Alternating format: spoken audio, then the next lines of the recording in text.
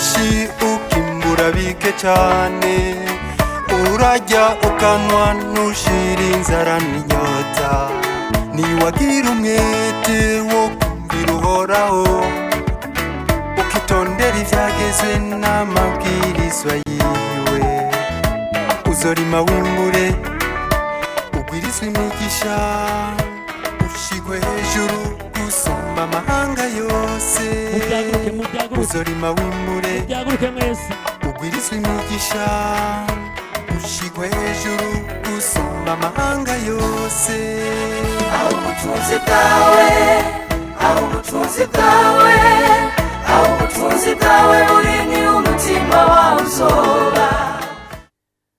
Banyakubahwa ndongozi mu mashengero n'amadini atandukanye ngaha mu gihugu cyacu, mwanyakubahwa mwaje muserukira imigambwe yemewe n'amategeko mu gihugu cyacu ndetse n'amashirahamwe adaharanira ivyicaro vya politike, mwese ndongozi batumire bahire umwe wese mu cubahiro ciwe, bagumyabanga abakirinze barundi mwese bene wacu, tugira amahoro ya Kristo, tugira amahoro y'Imana. Imana se umukama wacu Yesu Kristo nini nahazwe imyaka yose. Nyene icubahiro umuvyeyi wacu mwaje kuturemesha muri iri koraniro rikomeye cyane rihuza amadini yose, ikoraniro ry'abemera Imana mushobora byose, ku izina ry'abagumyabanga bose Imana yatoranije ikampa kubarongora. Ndi niteka n'akanyamuneza ntangere ryo kubakira muri kino kibanza, ikibanza kibereyemwo muri uwo mwaka mushasha iteraniro nk'iri, na cane cane iyi ntara iheruka kugabana. Turi niteka rero ryo kubakira kuko iki ni kimenyetso kidasanzwe kubona Uburundi bwose buhuriye ngaha mu bumwe bw'abemera Imana, bagahurira mu gisagara gishasha, umugwa mukuru wa politike w'u Burundi. Ni ikimenyetso cerekana yuko Imana iri kumwe natwe. None turabahaye ikaze kugira ngo tumarane iyi minsi 3 twese turiho dukengurukira Imana, twongera twininahaza ku vyiza idahengeshanya kutugirira. Bene icubahiro mwese, bubahwa ndongozi, mu ijambo ry'Imana, Imana yadutegetse kuzokwama twibuka iminsi yose amagorwa tuba twaraciyemo hanyuma ikadukuramwo. N'abanyisirayeli ko ariko kuko nyene yabategetse kuguma bibuka. Nico gituma natwe aka kanya arakanya ko kwibuka. Kwibuka yuko Uburundi bwaraguye mu manga hanyuma Imana iraturokora. Abarundi bari barabaye abaja b'igicumuro, abaja b'ikibi, hanyuma Imana iradusubiza mu buntu. Imana iradukura mu njyane, Imana iradukura mu nzara, iradukura kurara rubunda, hanyuma iratujabukana idushikana mu gihugu ciza cyo Burundi. Turibuka nko mu 1993 tugiye mu bihe vya vuba, niho umugwi w'abarundi bari baratahuye igikorwa c'Imana mu bantu, babonye ibiriko biraba mu Burundi, birabatera agahinda, baraheza barasemerera, mbere baranavyandika bavuga bati abantu b'Imana baroye hehe. Uburundi bwari bwabaye nk'umunuko hacagihe umuhanuzi Yeremiya yasemerera ahanura abanyisirayeli guhinduka. Abo bantu b'abarundi bari biyarihebeye Imana, barerekanye uruhara bihebeye igikorwa c'Imana bafise mu gutera kamo ngo abantu bigarure basubire mu buntu Imana yabahaye. Uno munsi rero natwe aka kamo karabandanya kadukorako kugira ngo ntirigasubire. abantu b'Imana ubu barabonetse. Nimuze tuninahaza Imana, tuyimenyeshe ko ariyo nsa tuzokurikira. Nivyo twiyemereje ku igenekerezo rya 18 Myandagaro 2017 hari ngaho Igitega nyene aha hagufi. Mbere ico gihe twaciye dutako dushinga nibuye ry'icagirizi rizotwagiriza nitwahemuka ku isezerano ryacu twagiriraniye n'Imana. Iri sezerano twagiriye Imana twariko turyibutsa igihe ku igerekerezo rya 21 mu 2002 aho abagumyabanga bafata icemezo ko Imana ari ifise ikibanza ca mbere mu mugambwe Cndd-Fdd. Aho naho hari ku igenekerezo mu ikoraniro kaminuza ridasanzwe ryo kuwa 17 gushika kuwa 26 mu 2002. Aya masengesho turimwo ari mu ngingo abagumyabanga bonyene bemeje mu ikoraniro kaminuza ryo kuwa 20 Myandagaro mu 2016. Ingingo yanashimangiwe n'inama ya komite nkuru y'umugambwe Cndd-Fdd yabereye Ingozi kuwa 9 na 10 Ntwarante 2018 aho yemeje ko intara ya Gitega ari kibanza c'isezerano kandi ko abagumyabanga bose biyemeje ko bazoterera kugira ngo hubakwe ikibanza c'akarorero c'amasengesho no kwiherera. Ico kibanza nico kizohora gisengerwamwo imisi 3 twisunze ryagenekerezo abagumyabanga biyemeza ko Imana ari ifise ikibanza ca mbere. Uno munsi rero twahuriye ngaha ngo dusubire tunagure wa muzirikanye Imana yaduha kugira ngo tukabure ukanure mu bikorwa bija ku neza ya bose, kugira ngo ntituzosubire kugwa mu rudubi, ngo dusubiranemwo, ngo dusubize igihugu mu muzimiza. Twaje kandi guhamagara Imana turi hamwe, turi mu madini yose, tuyihamagara ngo tugumane mu Burundi, tugumane mu gihugu cacu, kugira ngo kibe koko igihugu gitemba amata n'ubuki, kuko Burundi nico gihugu Imana yasezeraniye ihanga ryaco twebwe abarundi. Nico gituma uno munsi atakindi dukora atari ugusubira kuyemera ko ariyo tuzokurikira gusa, kandi twongera tuyininahaza. Nico gituma imbere yuko mbandanya ntagomba tubanze tuvyemere mu karirimbo dushimagiza iyo Mana, tuyemerera ko ari iyo nsa tuzoguma dutambira.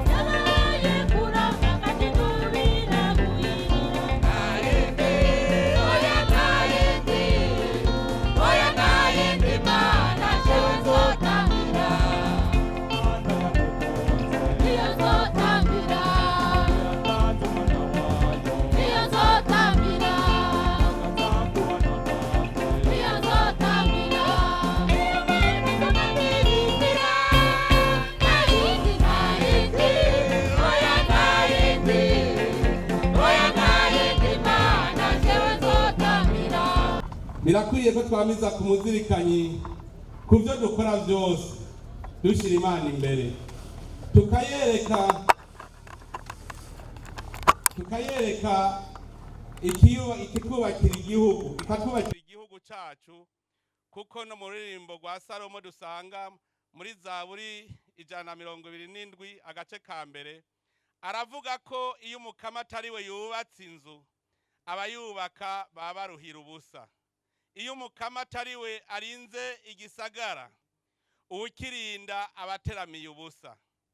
Ni muri iyo ntumbero rero abagumyabanga twasubiye guhurira hamwe, ndetse dutumiye n'abandi barundi bose, umwe wese mu kwemera kwiwe, kugira ngo dusubire duhamagare Imana igumane natwe.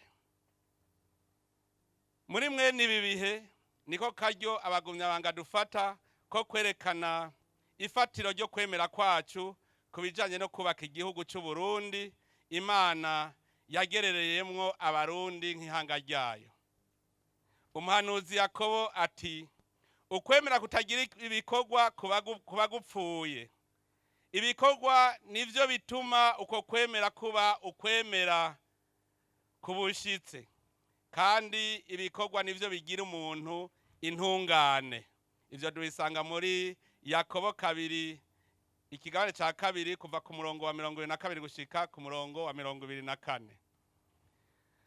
Aha tuhazirikane neza dufatiye ku burorero. Burahimu yaremeye gushika ukwemera, yaremeye gushira ukwemera kwiwe mu bikorwa, mu kwemera gutanga umwana wiwe w'ikinege kw'inkuka, bituma Imana imushira mu ntungane. Aha natwe nk'abarundi n'indongozi zihamagariwe gutunganiriza abene gihugu, twokwama twibaza iki kibazo: ibikorwa vyacu biraranga ubutungane bwacu? Iyo duhuye uku tuba tuje kwisuzuma kugira ngo twitosore. Dusaba abarundi kwihangana, kuko igiti kimenyekanira ku camwa cama. Mbega ubu turavye igihugu umugambwe Cndd-Fdd watoranye mu 2005 ingere cari kimeze, nta camwa kiratangura kuboneka. Iki ni kibazo duca twibaza, twovuga tuti Imana twoyishikiriza iki twamariye igihugu cyacu? Nivyo mu Kirundi ngo nta uvuka rimwe ngo ace yuzura ingobyi. Nivyo igihugu cari carafutanye, Imana iradufasha, turashayuka. None ubu hageze ko natwe dutegerezwa gukora kugira ngo abakibamwe baroranirwe. Muri ivyo bikorwa turimwo, ni ngombwa ko tumenya aho dushize umutima wacu.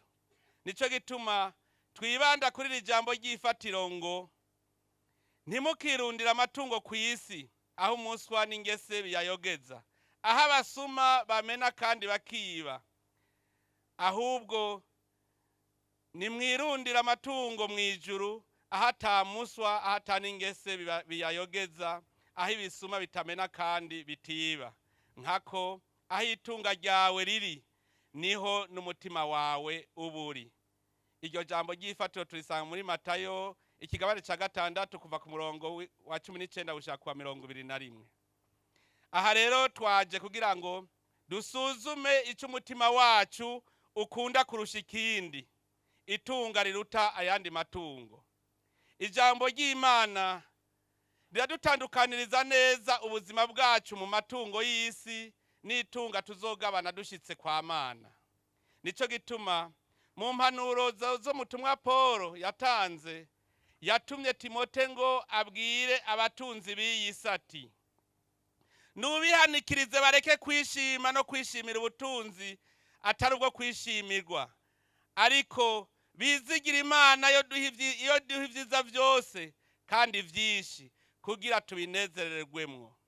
Nibakora iciza barushirizeho gukora ibikorwa vyiza, batange batitangiriye itama, kandi basangire n'abandi.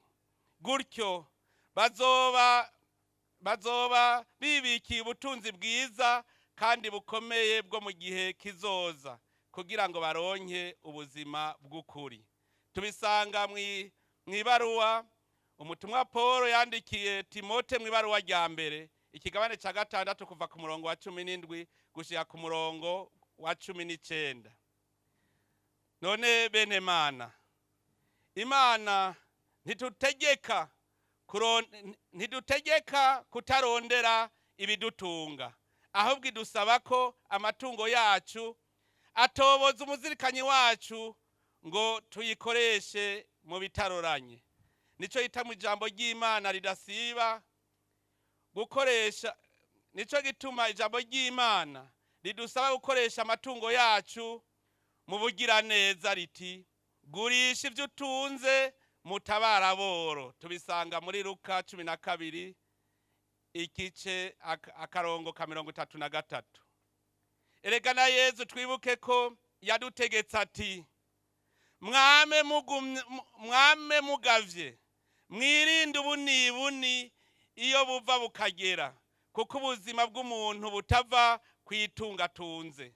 Tubisanga muri Luka 12 umurongo wa 15. Ubutunzi rero ni ingabire y'Imana. Umuntu wese Imana aramuhaye ubutunzi n'amatungo, imuha ububasha bwo kubirya no gukuramwo umugabane wiwe hamwe no kunezererwa mu muruho wiwe. Iyo ni ingabirano y'Imana. Tubisanga mu musiguzi aho mu bakatolika bita Kohereti 5 akarongo ka 18. Ingorane z'ubutunzi nuko abatunzi bibagira n'ingoga ko ubuzima bwacu bumara umwanya muto, hanyuma bakibagira uwabibahaye. Nimwibuke wa mugabo yaratunze, yarakurikije amabwirizwa yose y'Imana uko ari. Yezu yumva aramukunze, aca mwibutsa igisigaye ati genda ugurisha ivyo utunze ubiha boro, hanyuma unkurikire. Wa musore utanka yaciye yigira yijiriwe. Bivuga ko dutunze tutazi aho dutungiye n'uwabiduhaye. N'umutumwa Paul ariko arabisigurira Timote ngo yirinde kwirukira amatungo y'iyi si, yarashimangiye ati koko ukuyobokera Imana kurazira inyungu uwuzi gukenguruka utwafise. Ndasubiramwo, koko ukuyobokera Imana kurazanira inyungu uwuzi gukenguruka utwafise. Nanone ntacyo twazanye ku isi kandi ntacyo dushobora kuyikurako, turose ico turya n'ico twambara biba bimaze. Nayo abagomba kuba abatunzi bagwa mu mutego w'inyosha mbi no mu vyipfuzo vyinshi bitamezeko, kandi bibasinzikaza bigasuka abantu mu rudubi. Erega inyanduruko y'ibibi vyose ni nambu y'amahera. Nkako bamwe barayirutse inyuma barazimira mu gutukwemera, bisuka bonyene mu marushwa menshi. Ivyo tubisanga mw'ibaruwa umutumwa Paul yandikiye Timote ikigabane ca 6 kuva ku murongo wa 6 gushika ku 10. Ni muri iyo ntumbero rero Paul abandanya natwe aduhanura ko hako tuguma twiruka inyuma y'amahera, ahubwo turondere ubutungane, ukubaha Imana, ukwemera, urukundo, ubwiyumanganyi n'ubutekereji. Ivyo navyo tubisanga mu cete ca mbere nyene Paul yandikiye Timote 6 akarongo ka 11. Nico gituma twaje kumara iminsi 3 tuzirikana iyo turoresha umutima wacu ku Mana canke ku vy'isi, mu kwishimira itunga canke mu rukundo. Itunga Imana yaramaze kuriduha, nico gituma itatubuza kugira itunga ngo dutunganirwe. Itwihaniza kugira umwina w'itunga kuko vyo dutesha ubwenge tukayibagira, kandi itunga tuzorisiga ngaha kw'isi. Ivyo nivyo twebwe indongozi dutegerezwa kuzirikana na ntaryo. Uwahamiye amaronko aribagira n'ubutumwa jejwe, ntiyitwararike abajejwe utunganiriza. agasaba ibiturire abo yotunganirije, akarenganya abatishoboye, imfuvyi n'abapfakazi, akanyonora ivyofashije gufasha bene gihugu Imana yamuragije. Muri make, uwahamiye amaronko yiruka inyuma y'ikimuja mu mufuko kurusha ikigirira neza ab'Imana yamushinze kurongora. Uno munsi twaje dufise intumbero yo kwisuzuma no kwisubirako. Uw'inyigisho zizokorako akaba yarose amatungo aciye mu nzira zidatunganye, aribuka vyabura akurikize uyu mugani dusanga muri Luka 16 ku murongo wa mbere. Niho habaye ngo umutunzi yari afise umubwiriza. Uwo rero baramumurega ko ngo aramusesagurira ibintu. Shebuja rero aramuhamagaza amubaza ati, mbega ivyo nkumva ko nibiki? Nyereka rero ukuntu wandinganirije ibintu vyanje, kuko kuva uyu munsi utagisubira gutegeka mu vyanje. Uwo mubwiriza nawe yiyumvira ati, mbega bane nza kubigenza gute ko databuja anyatse ububwiriza? Nje kurima numva atamagara, gushera naho vyontera isoni. Ndazi ico nza kugira ngo ninakugwa mu mubwiriza hagire abantu banyakira iwabo. Yakura rero umwe mu bari bafitiye umwenda shebuja, abaza uwa mbere ati, databuja umufitiye ibingana iki? Aramwishura ati, impangi 100 z'amavuta. Nyamubwiriza nawe ati, fata urupapuro ruriko umwenda wawe, icara wandike n'ingoga 50. Yongera abaza uwundi ati, weho mufitiye ibingana iki? Nawe ati, ibikemanyi 100 vy'ingano. Nyamubwiriza asubiza ati, akira urupapuro ruriko umwenda wawe, wandike 80. Shebuja rero arashimagiza uwo mubwiriza w'umuhemu, kuko yari yakoranye ubukerebutsi. Nk'abantu b'iyi si barakerebutse kurusha abakorera mu muco ku vy'ukwitwararika ababo. Icigwa dukuramwo tukibwirwa na Yezu ubwiwe ati, iryo tunga ridatunganye rirondeza abagenzi kugira ngo umunsi rizoba ribavuyeko babakire mu nsago zidashira. Umwizigirwa mu bintu bitoyi aba n'umwizigirwa mu bihambaye. Umuhemu mu bintu bitoyi aba n'umuhemu mu bihambaye. Rero nimwaba mutarabizigirwa mu itunga ribi, ninde azobashinga itunga ry'ukuri? Mutabaye abizigirwa mu bitari gwanyu, ninde azobaha ivyanyu bwite? Ivyo vyose tubisanga muri Luka 16 kuva ku karongo ka mbere gushika ku 8. Mbega ku bafise amatungo yo mu butungane bobo, ubwo umutima wabo uri kwitunga Imana yabageneye canke uri kwitunga birondereye? Umutumwa Paulo atuma Timote arahanura inyifato abatunzi bogira kugira ngo bazogabana itunga ritanyiganyiga ati, abatunzi b'iyi si nubihanize, bareke kwishima no kwishimira ubutunzi atari ubwo kwishimirwa, ariko bizigira Imana yo duha ivyiza vyose kandi vyinshi, kugira tubinezerererwemwo. Nibakore iciza barushizeho gukora ibikorwa vyiza, batange batitangiriye itama kandi basangire n'abandi. Gutyo bazoba bibikiye ubutunzi bwiza kandi bukomeye bwo mu gihe kizoza, kugira ngo baronke ubuzima bw'ukuri. Ubu n'ubutumwa ku bafise amatungo. Nyene icubahiro mboneza mu mugambwe wacu Cndd-Fdd,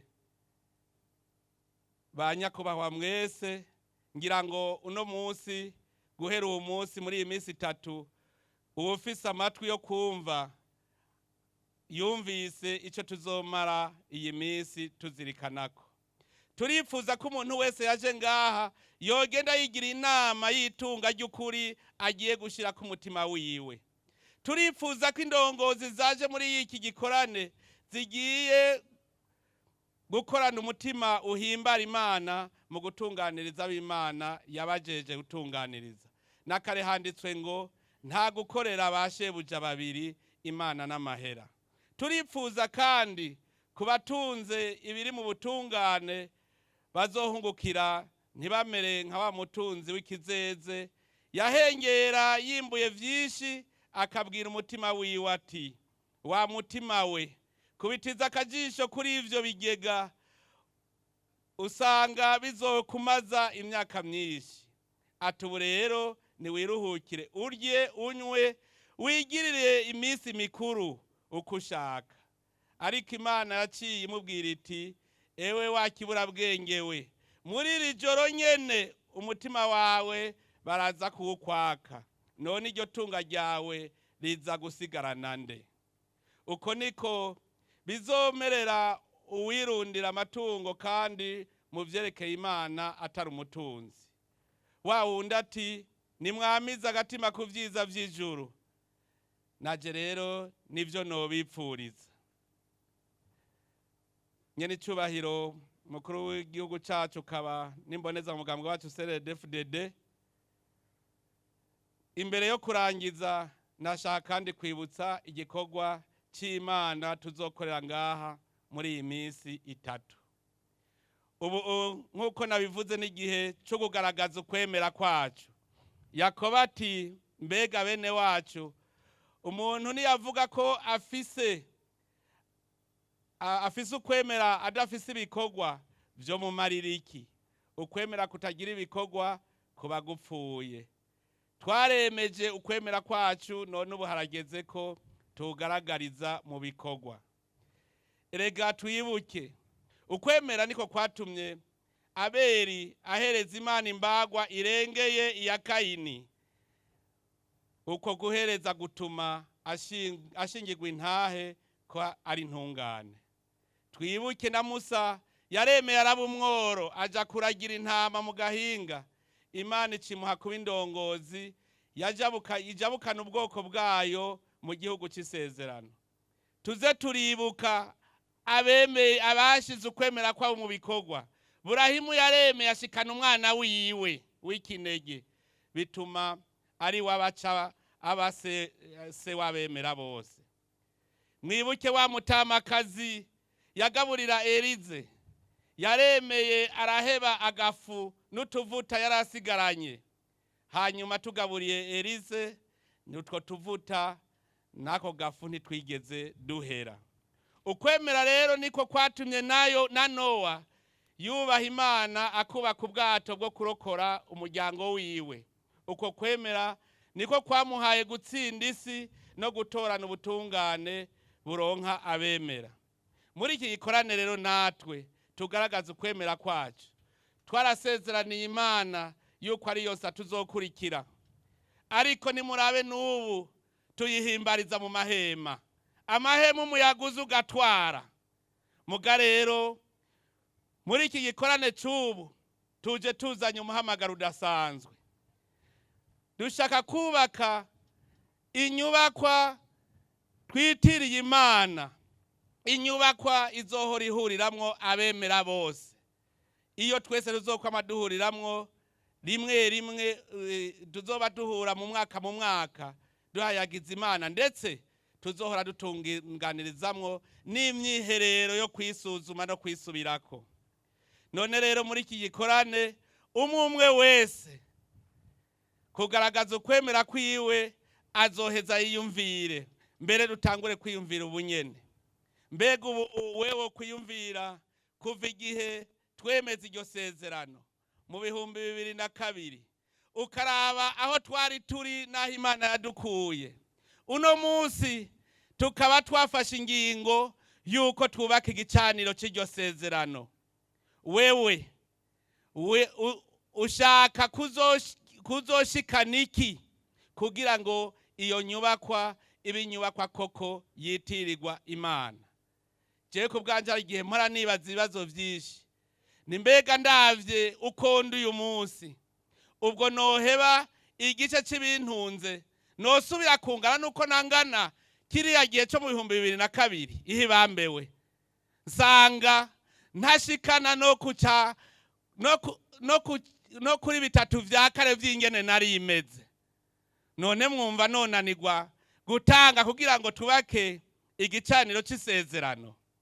Ivyo ari byo byose si jewe gusa nibaza ico kibazo. Umwe wese harageze yuko yiyumvira.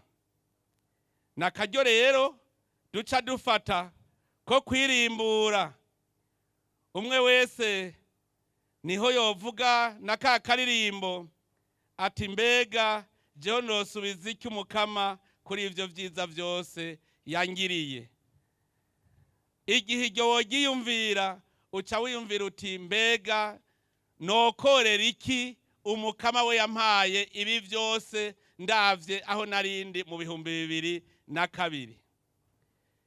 Iyi minsi 3 rero ico nico tuzoguma dushaka umuzirikanye, kandi turizeye ko ku munsi wejo ari wo munsi tuzokwerekana natwe ico dusubirije mu nkoko Imana mu kubaka iyo munyubakwa tuyitirira tuzokwama duhurirako uko mwaka utashe canke turiko turagira imyiherero yo kwisuzuma mu ijambo ry'Imana. Kuri uyu munsi rero iteraniro ryakoranye, turi kumwe n'umuvyeyi wacu nyene icubahiro imboneza y'amahu umugambwe Cndd-Fdd ari nawe muvyeyi Sebarundi. Uno munsi rero ko ari kumwe natwe turiteze impanuro zidasanzwe, turiteze agakemanya dutekereye tuze ukumviriza kandi tukinovore. Nico gituma nagomba kurangiza iri jambo mvuga nti umwe wese ku mutima iwe asabe Imana, twese tuyisabire hamwe. Umwe wese azirikana avuga ati Mukama turazi kwitunga nyaryo riri mu ijuru. Muri iki gisabisho cacu turashaka ko dushira umutima ku buzima bwacu bwa kazoza. Turipfuza kwitandukanya n'amaronko y'ivyisi yadutwaye umutima kugira ngo twibuke ko ku munsi turonka itunga rituvuyeko, ariryo riva ku bikorwa vyacu vyiza twikorera n'ivyo dukorera abenegihugu bose. Imana ininahazwe mu ijuru. Uzorima wimbure ugwirizwe imigisha ushigwe hejuru gusumba amahanga yose. Uzorima wimbure ugwirizwe imigisha ushigwe hejuru gusumba amahanga yose. aho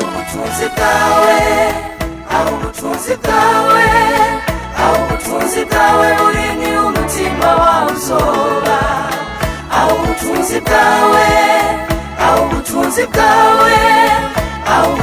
bwawe buri ni umutima wawe uzoba. Ntukirundanirize kw'amatungo yaha mw'isi, kuko itunga rya mbere ari umutima ushima Imana. Irundanirize kw'amatungo yo mw'ijuru, hora ushima kuvyo Imana iguhaye.